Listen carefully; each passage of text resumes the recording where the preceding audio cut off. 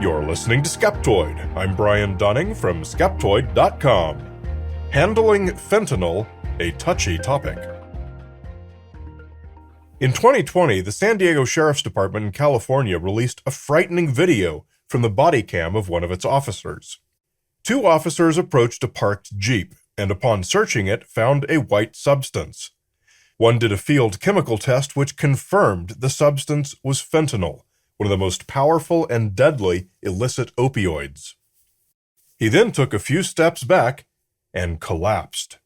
His partner, whose video was shown, realized he had overdosed from exposure to the fentanyl and gave him 2 nasal sprays of naloxone, which reverses the effects.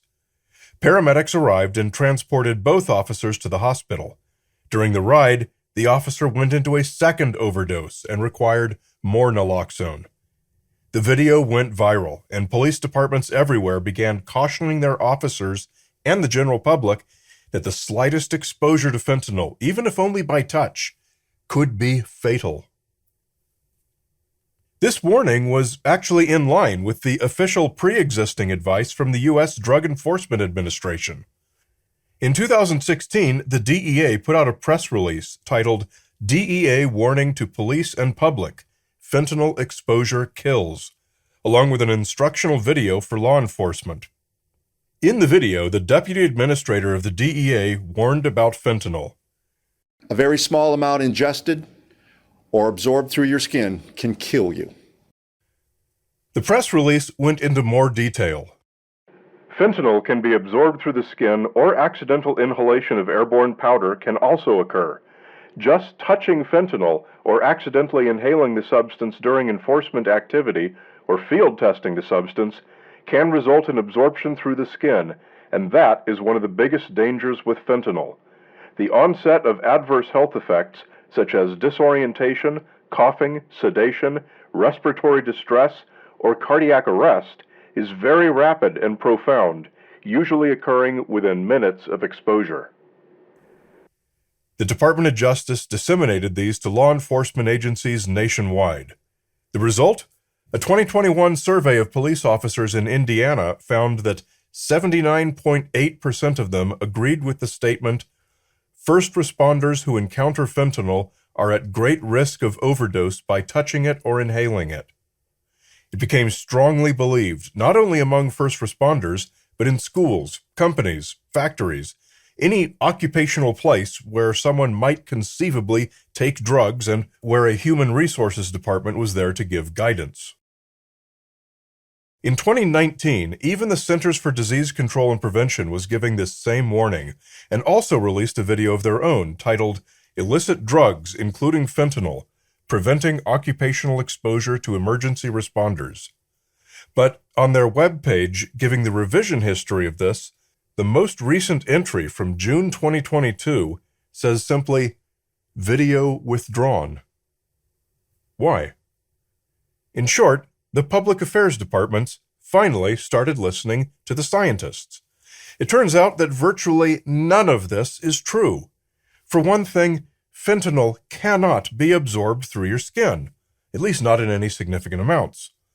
You might note that one way of delivering fentanyl by prescription is with a transdermal patch, and you might counter, if it can be delivered via a patch, then obviously it can be absorbed through your skin. Well, the explanation for this is that the fentanyl in the patch requires a compound called an excipient, such as hydroxypropyl cellulose and others, to deliver the fentanyl through the skin, and even then it can take some 24 to 72 hours for enough to penetrate to have any effect. If you're a cop, you can probably safely wrestle with a drug dealer and get fentanyl residue all over your hands and not have a thing to worry about. You should absolutely then wash your hands, because if you later touched your eyes or face and got a tiny amount in your system, you'd have something 80 times stronger than morphine in your system, and you don't want that. An overdose, however, would not be something you'd have any plausible concern over, or even anything approaching a normal dose. Consider that drug dealers do things like measure this stuff out, and if only the slightest skin contact were indeed enough to cause a lethal overdose, well, there wouldn't be any drug dealers, and certainly no customers for them. Here's an example that puts the risk of skin contact with fentanyl into proper perspective. A paper published in Pre-Hospital and Disaster Medicine in June 2022 detailed a case in which a pharmacist accidentally spilled liquid fentanyl all over himself, including his hand, which had a cut in it.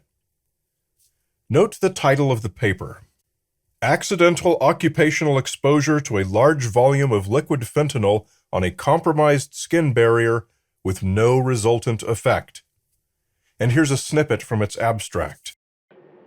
This case details a dermal exposure to a large dose of analytically confirmed pharmaceutical fentanyl over a large skin surface area. Additionally, the exposure occurred at a site with some skin barrier compromise, a factor that can increase fentanyl absorption. The patient underwent appropriate decontamination and underwent a brief medical assessment with no clinical effects of opioid exposure observed. The guy simply washed it off, was fine, and went about his day. What he got on his hands probably exceeds a police officer's career-long exposure to contaminated surfaces. But the thing is that we have all this video and all these stories of police officers passing out and having other serious symptoms after doing no more than touching a doorknob or picking up dollar bills. Am I saying these police officers were faking it, or these were hoax videos? Far from it. We have at least one better explanation. I want to suggest just one possible explanation for some of these experiences reported by law enforcement officers who suffered severe effects following exposure to surfaces contaminated with fentanyl. This is a case covered in Skeptoid episode number 291 that came to be known in the media as the Toxic Lady.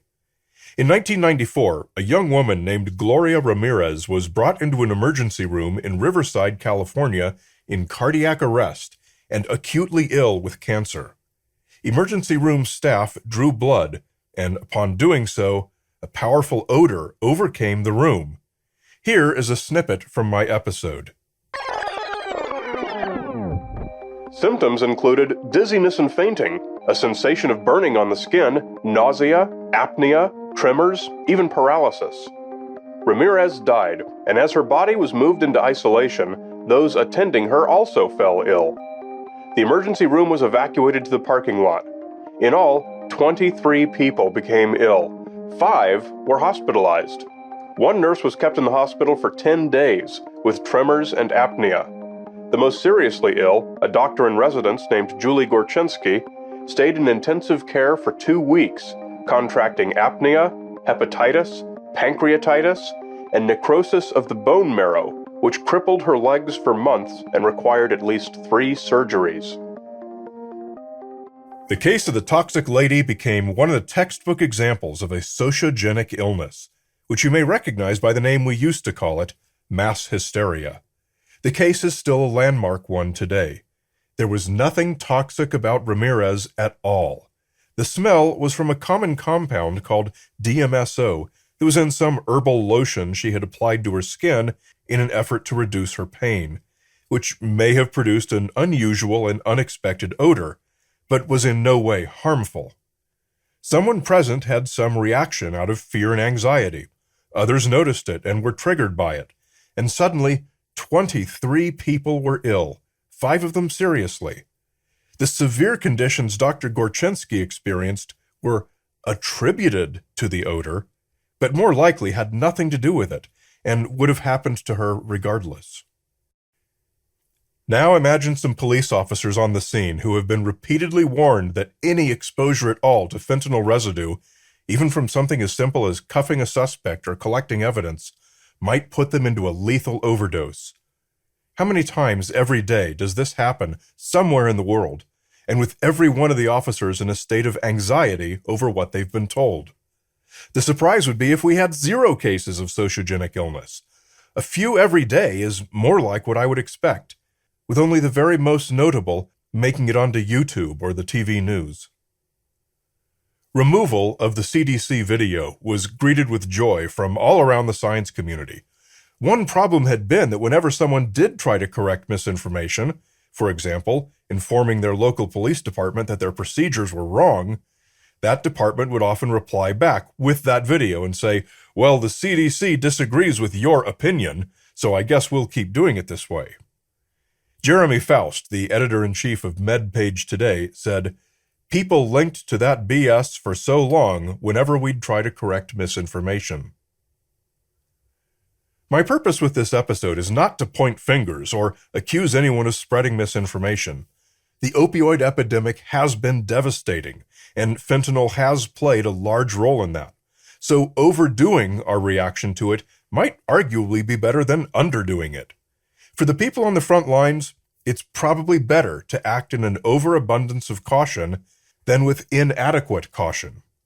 But the science is in now, and it's important to dial back the hype so that our response can be optimized. From an article in Health and Justice.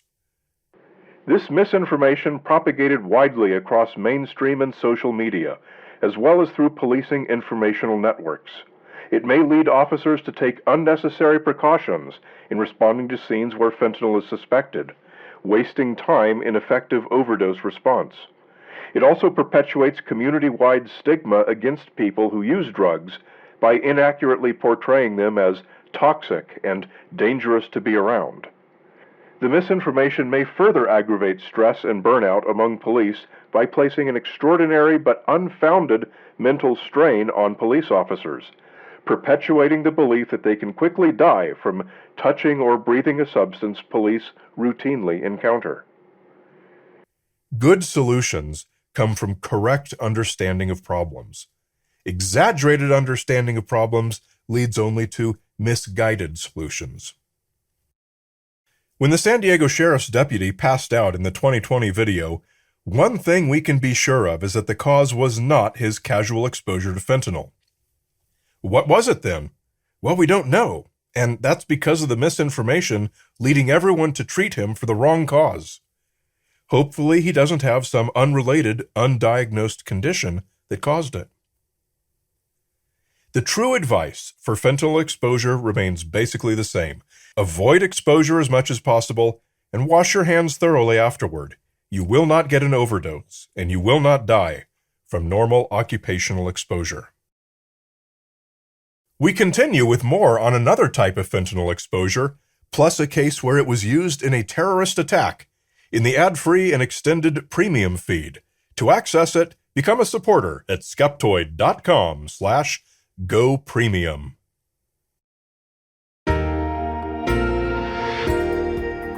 A great big Skeptoid shout-out to premium supporters Digby, Darcy, and Dwayne, Ulf Hedlund from Stockholm, Sweden, Jeremy Buffington, and of course, Saber Wolfie.